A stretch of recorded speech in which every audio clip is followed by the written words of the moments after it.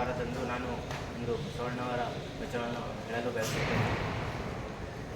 ದಯವಿಲ್ಲದ ಧರ್ಮ ಅದಾವುದಯ್ಯ, ದಯವಿರಬೇಕು ಸಕಲ ಪ್ರಾಣಿಗಳಲ್ಲಿ, ದಯವೇ ಧರ್ಮದ ಮೂಲವಯ್ಯ, ಕೂಡಲ ಸಂಗಮ ದೇವ. 12ನೇ ಶತಮಾನದಲ್ಲಿ ವಿಶ್ವಗುರು ಬಸವಣ್ಣವರು ಈ ವಚನ ಹೇಳಿದ್ದು. ಈ ವಚನವು ಯಾರ ಬಗ್ಗೆ ಇದೆ ಅಂದರೆ, ಈ ಪ್ರಕೃತಿಯಲ್ಲಿ ಹುಟ್ಟಿದಂತಹ ಎಲ್ಲ ಜೀವರಾಶಿಗಳ ಬಗ್ಗೆ. ಅಂದರೆ ಈಗ ಮಾನವನಾದವನು ಜೀವಕ್ಕೆ ಕೊಲ್ಲತ್ತಾನ ಅಂದರೆ ಹೆಂಗೆ ಗೊತ್ತು ಅಂದ್ರೆ ಭಾವನೆಗಳೇ ಇಲ್ಲ. ಈಗ ಯಾವುದೇ ಧರ್ಮದ ನೀವು ಟೆಕ್ಸ್ಟ್ ನೋಡ್ಬೋದು, ನೀವು ಕ್ರಿಶ್ಚಿಯನ್ ಧರ್ಮ, ಹಿಂದೂ ಧರ್ಮ, ಮುಸ್ಲಿಮ್ ಯಾವ್ದು ಭೀ ನೋಡ್ಬೋದು. ನೀವು ಯಾವುದೇ ಪ್ರಾಣಿಗಳಿಗೆ ಕೊಲ್ರಿ, ಬಂದು ಹಾಕ್ರಿ, ತಿನ್ನಿರಿ, ಶಿಕ್ಷೆ ಕೊಡ್ರಿ, ಹಾನಿ ಮಾಡಿರಿ, ಏನಾರ ಬರ್ತದೆ ಇಲ್ಲ. ಅದಕ್ಕೆ ಬಸವಣ್ಣವ್ರು ಅವಾಗೇ ವಿಚಾರ ಮಾಡಿ ಈ ವಚನ ಬರೆದರು. ನೋಡಿ, ಒಂದು ಘಟನೆ ಹೇಳ್ತೀನಿ. 12ನೇ ಶತಮಾನದಲ್ಲಿ ವಿಶ್ವಗುರು ಬಸವಣ್ಣವರು ಅವ್ರ ಊರಾಗ ಕಳ್ಳರು ಬಂದಿರ್ತಾರೆ. ಅವರು ಊರಾಗೆಲ್ಲ ಆಕಳುಗಳಿರ್ತಾವಲ್ಲ, ಕಳ್ಳ ಬಂದು ಊರಾಗಿದ್ದವೆಲ್ಲ ಆಕಳುಗಳೆಲ್ಲ ಕತ್ಕೊಂಡು ಹೋಗ್ತಾರೆ.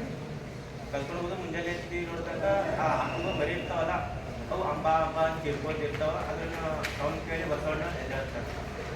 ಎದ್ದೇಳಿ ಬಸವಣ್ಣವ್ರ ಮನೆಗಿಂತಂತೆ ಊರಾಗಿಂದ ಹೊತ್ತು ಮಂದಿದು ಆಕಳುಗಳು ಕರ್ಕೊಂಡು ಹೋಗಿರ್ತಾರೆ.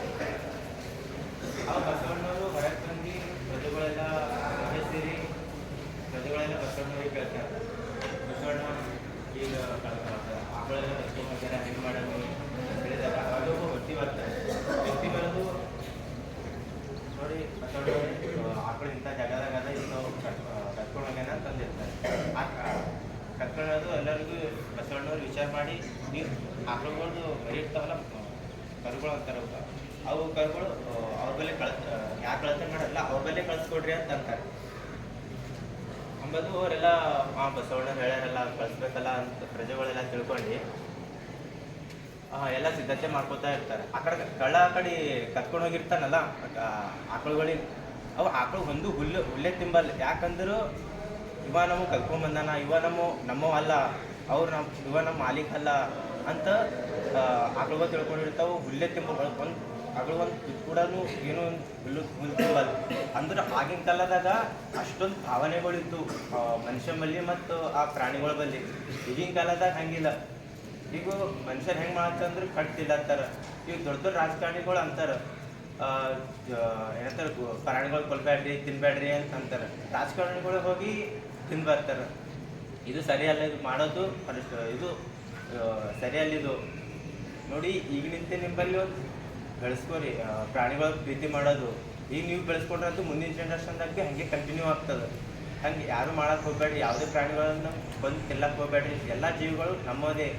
ಈ ಪ್ರಕೃತಿ ನಮಗೂ ಎಲ್ಲ ಕೊಟ್ಟದ್ದು, ಇರ್ಲಕ್ಕೆ ನೆಲ ಕೊಟ್ಟದ್ದು, ಕುಡ್ಲಕ್ಕೆ ನೀರು ಕೊಟ್ಟದು, ಉಸಿರಾಡಕ್ಕೆ ಗಾಳಿ ಕೊಟ್ಟದು. ಅದಕ್ಕೆ ನೀವು ಚಂದ ಇಕ್ಕೋಬೇಕು. ಅದನ್ನು ಬಿಟ್ಟು ನೀವು ಹಾಳು ಮಾಡೋದು ಅಂದಿರೋದು ದೇವ್ರು ಕೂಡ ಮೆಚ್ಚೋದಿಲ್ಲ ಅದು. ನೋಡಿ, ಇರೋಷ್ಟು ದಿನ ಎಲ್ಲರೂ ಚೆಂದಾಗಿ ಬದುಕ್ರಿ, ಚಂದ ಇರ್ರಿ. ನಿಮ್ಮದು ಏನಂತಾರೆ, ನೀವು ಬಂದಿದ್ದಿಲ್ಲ ಕಾಲೇಜಿಗೆ ಬಂದಿದ್ದ ಉದ್ದೇಶ ಏನು, ಚಂದ ಓದ್ಕೊಂಡು ಹೋರಿ. ಎಲ್ಲ ನನ್ನ ಉದ್ದೇಶ ಏನಂದರೆ ಯಾವುದೇ ಪ್ರಾಣಿಗಳು ಕೊಲ್ಲಕ್ಕೆ ಹೋಗ್ಬೇಡ್ರಿ. ನನ್ನ ಮೇನ್ ಇಂಟೆನ್ಷನ್ ಅದೇ ಅದ. ಇಷ್ಟು ಹೇಳ್ತಾ ನಾನು ವಚನ ಮುಗಿಸ್ತೇನೆ.